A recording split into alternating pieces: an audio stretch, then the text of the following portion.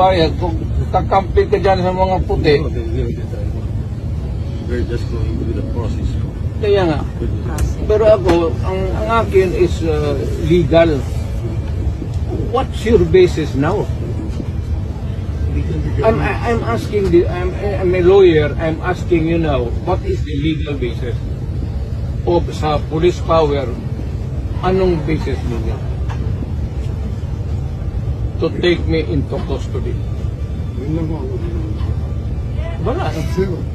So I have to resist and not to go back to these idiots and tell them, and I will go to them after I have washed. Ako ang magpupunta sa kanila. Walang basis at di magkakaanohan tayo dito. It would be illegal for you, as a matter of fact, it is illegal for you to ask me to go with you without any papel lang ito.